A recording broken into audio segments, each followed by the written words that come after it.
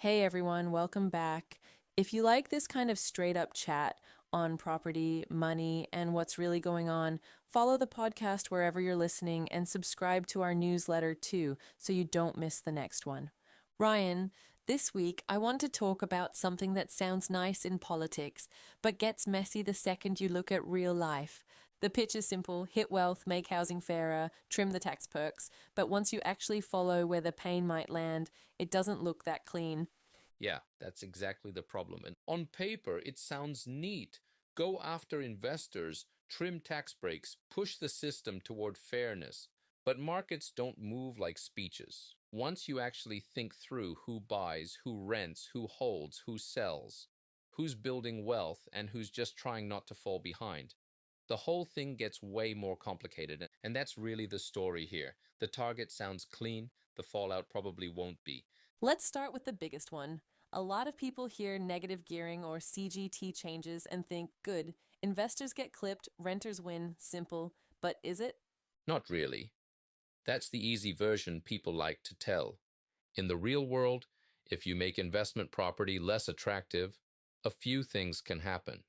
Some investors stop buying, some hold off, some sell, some just sit tight and stop expanding. And if fewer investors come in or supply gets tighter, renters don't magically end up better off. Way too basic.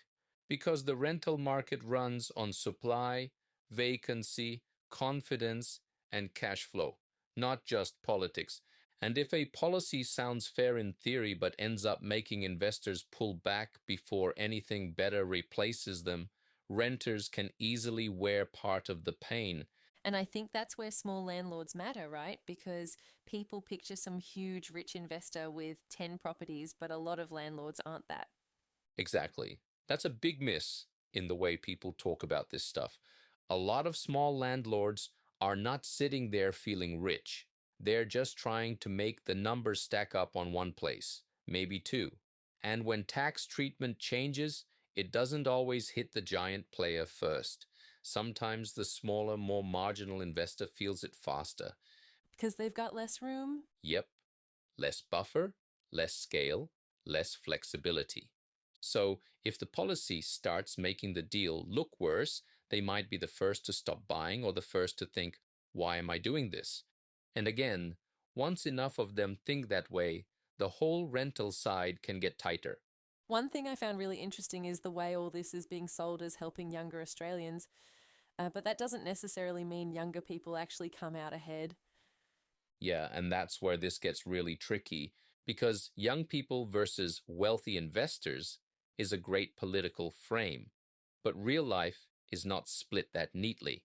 Some younger Australians are trying to build deposits, some are investing through shares or ETFs, some are trying to get into property, some are trying to do all of that while wages, rents, and living costs are already smashing them. So, if you change tax settings in a way that sounds like you're going after wealth, you can still end up clipping younger people who are only just starting to build any. So it's possible to call something fair and still make it harder for the next group trying to move up. Exactly. That's the uncomfortable bit. And that flows into the young investor angle too, because a lot of people grew up hearing the same script: buy, hold, gear, repeat. That was the basic wealth path. That was the playbook. Get in early, use the tax settings, hold for the long term, let time do the work. Now, whether you like that model or not, a whole generation was told that was how wealth gets built in Australia. So when the rules around that start looking shakier, it's not just a technical change. It's like telling people the ladder they were planning to use might not hold the same weight anymore. So this is bigger than just one tax rule changed. Way bigger. It goes to what younger investors think the game even is now. Now, the new build angle is interesting too, because at first glance it sounds like a clever fix.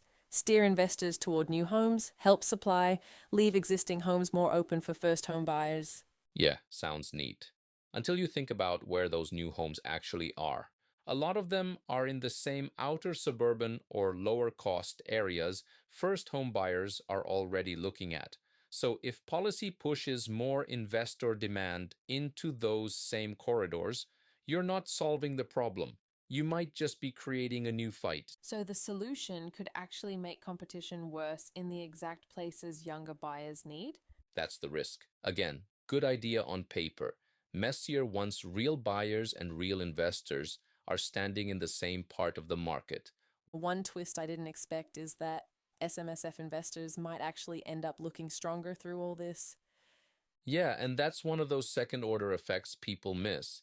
If investing outside super starts looking less attractive from a tax point of view, then SMSFs can start looking better by comparison. Not because SMSFs suddenly became easy, they didn't, but because the relative gap changes. So while one part of the system gets rougher, another part starts looking more appealing. Exactly. And that's why these things never stay neatly inside one box. You touch tax in one area, and suddenly capital starts looking for a different lane. And then there's the trust side, which I think a lot of people would normally switch off during, but it actually matters more than it sounds. Yeah, because once people hear trust tax, they assume it's only for some niche legal structure no normal person needs to care about. But if families use trusts for estate planning, for passing wealth, for managing assets across generations, then this stuff matters a lot. And once changes start getting talked about, planners, families, and business owners all start going back through their setup asking, hang on, are we exposed here? So even something that sounds technical can hit right at the family level. Exactly. This isn't just accounting noise, it can affect how families structure and pass on wealth. All right, if you had to boil all of that down, what's the real message? I'd say this whenever a policy gets sold as we're only hitting the rich, you've got to slow down and ask who else is in the blast zone. Because markets are connected. Renters, landlords, first home buyers, young investors, SMSFs, family trusts, they don't sit in neat, separate boxes. And once you start pulling on one tax setting, you can end up moving behavior all across the system. So the headline might sound simple, but the real world version is not. Exactly. The headline is simple. Real life isn't. All right, that's it for this one. If you like this episode, follow the podcast wherever you're listening, share it with someone who'd get something out of it, and subscribe to our newsletter too so you don't miss the next one. And if you want to keep up with more property and policy coverage, head to Australian Property Review.